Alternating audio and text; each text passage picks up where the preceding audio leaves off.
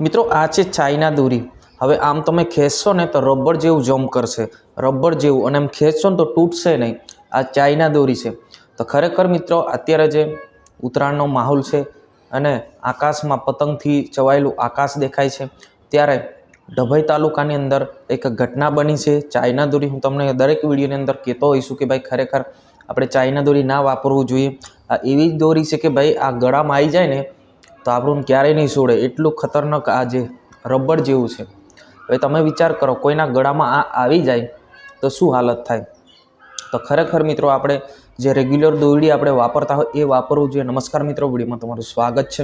હું શૈલેષ ભીલ, તમે જોઈ રહ્યા છો ઈકે ચેનલ। મિત્રો હવે વાત કરવામાં આવે તો જે રીતના ડભોઈ તાલુકાની અંદર એક વસાહતમાં એક બનાવ બન્યો।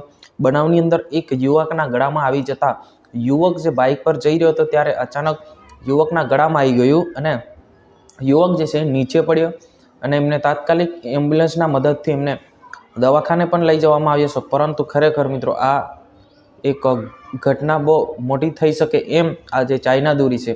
તો ખાસ કરીને અત્યારે ઉત્તરાયણનો માહોલ છે, પોતપોતાના ઢાબા પર ચડીને આપણે બધા પતંગો તો ચગાવી લેતા હોય છે, પતંગો તોડીને પછી આપણે ખુશ પણ થઈ જતા હોય છે, પરંતુ કોઈનો જીવ જાય એ ખરેખર આ આપણને દુઃખ જ કહી શકીએ કે ભાઈ આપણે ચાઇના દોરીના જ કારણે એવું થતું હોય છે। તો ખાસ કરીને આપણે ચાઇના દોરી ના વાપરવું જોઈએ અને જે રેગ્યુલર ચાલે છે એ જ દોરી આપણે વાપરવું જોઈએ। આપણે ઘણી બધી ખુશી આપણે મેળવી લેતા હોય છે, પણ આકાશમાં ઘણી બધી પક્ષીઓ પણ ઉડતી હોય છે, તો એ પક્ષી પણ આવા દોરાની આવી દોરડીના લપેટમાં આવી જતા આ પક્ષી પણ છેવડે એ ગૂંચવાઈ જતા હોય છે અને એનું મૃત્યુ પણ થઈ શકતું હોય છે। તો ખરેખર મિત્રો આ પક્ષીઓ માટે પણ નહીં, પક્ષીઓ એટલા માટે નહીં, બધા માટે આ દુર્ઘટના આપણે કહી શકીએ છીએ। જી હા મિત્રો, આજની વિડીયોની બસ આટલું જ। જય હિન્દ, વંદે માતરમ।